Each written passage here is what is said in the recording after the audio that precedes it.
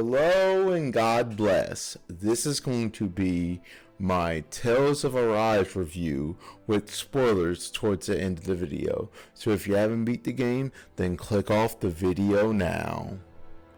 Alright, let's go. Tales of Arise is the latest mothership title in the mainline Tales of series.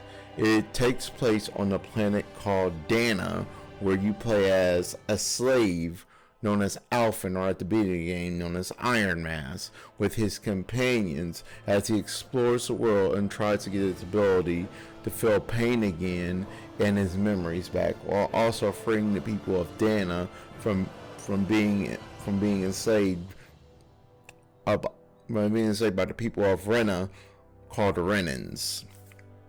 It's a great game and a really lengthy story, and will have you tearing up at times and really connecting with its main cast of characters. Gameplay wise, it's an improvement over previous Tales of games. The battle system in the game is the lunar motion battle system, with new dynamic actions you can trigger during battle, such as being able to boost attacks with characters during battle, and being able to do strike attacks when the command prompts you to on screen. It is very satisfying when you pull it off during battle, and very visually pleasing. Just like other Tales of games, you have basic art attacks that are now set to your 3 face buttons, and the last face button being now how you jump. If you're playing on PlayStation, the art buttons are square, triangle, and X, while circle being your jump button. Your basic attacks are now locked to R1 or the right bumper. You can link up basic attacks with your art attacks to do some really impressive moves through the game. Also, the main character Alphen has a feature. If you hold the art button, you can use a blazing art through the blazing sword, which he has, which costs HP. Healing in this game can now be done 2 ways: using healing arts, or arts with Xian or Dohalim, or using items. Healing arts are now tied to a CP gauge, cure points, that are locked for a certain amount between both your healing characters, which makes deciding if you should proceed at certain points in the game or going back to a campfire to heal to get all your CP back very important. They have also changed the way you gain money in this game. Instead of you gaining money after battle by defeating enemies, now you have to sell items or do side quests to gain money, which is a minor annoyance at the start of the game, but once you make it to the certain point doing side quests becomes easy, and getting money becomes way better.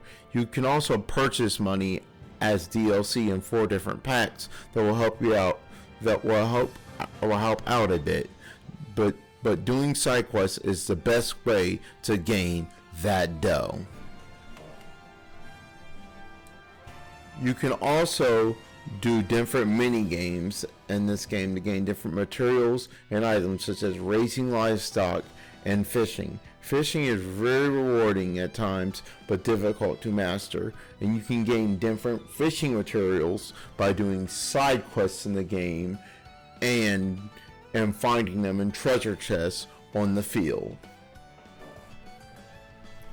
Field gameplay now has different skits tied to the R1 button or right bumper. You can now use CP on certain field blockers to get past them. Doing so will use up a certain amount of CP, and you have to choose whether to save your CP for battle or use it to get past the field blocker and get certain items or treasure chests. All in all, it's up to you how you proceed in this game. Your cast of characters in this game are Alphen, the main protagonist, a sword wielder who uses basic sword arts, Xian, a ranged character and gun wielder who also works as your healer, Law, a fighter character who uses his fists. Renwell, your mage character who uses attack spells. Darling, your agility character that fights with a staff and uses attack spells. Kisara, your defense character that uses a shield and mace and uses attack arts and defensive arts. Each character having a different boost attack and strike art that you can trigger during battle. That makes it very rewarding and very much pleasing to try out and play as different characters throughout the game. This game is really fun, and its cast of characters are enjoyable to watch and see them interact with each other. Spoilers ahead. Click off the video now if you don't want to be spoiled for late game or end game content. You have been warned.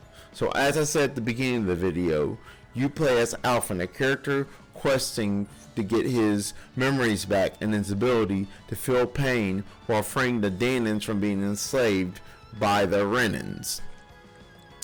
As you go through the game, you learn more about the world than it's just the Renans enslaving the Danans. As Alphen gets his memories back and his ability to feel pain towards the end half of the first half of the game, you also learn about the Renis Alma, which a character Shion is after to get rid of her thorns and free her from people not being able to touch her.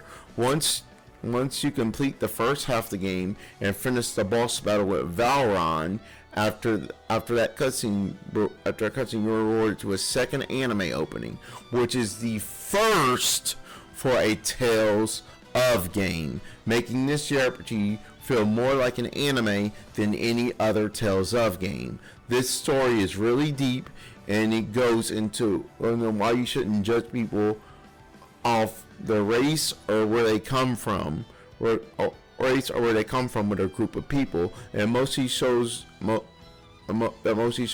hate towards another race. I can relate with this a lot, and I love the dichotomy between the Renans and between the Danans and the Renans. Two of the characters I love are Darling and Kisara. Darling freed Kisara's region from being enslaved by the Renans when he became the Danan lord of her region. Kisara becoming Darling's guardsman afterwards, doing whatever it takes to protect him.